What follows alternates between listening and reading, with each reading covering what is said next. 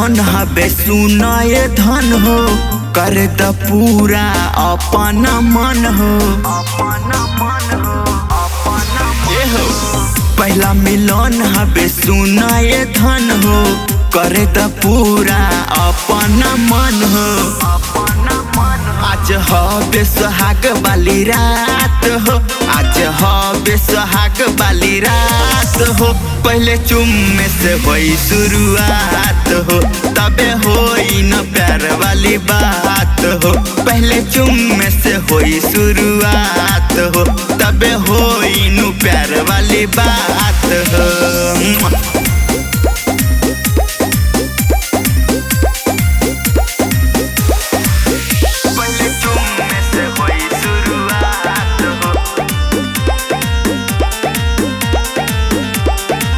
गाल से लड़त बाली के बिछिया, हमके उतारे द अपन नथिया। देखे में लागे लू बॉबी तू गुड हो, जल्दी बना लो न अपन मूड हो। अरे जल्दी बना ला।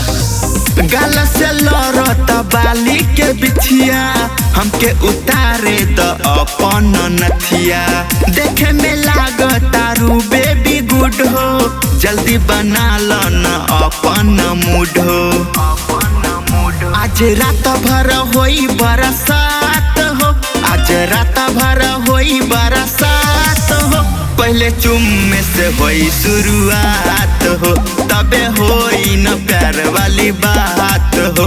पहले चुम्मे से होई शुरुआत हो, तबे होई न प्यार वाली बात हो।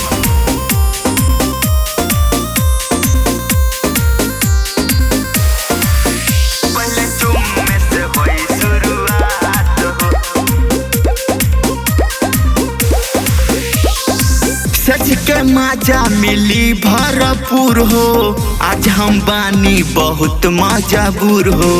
हवाला हमके करे द काम हो, आज भर करबे में कल आराम हो। अरे सट जा।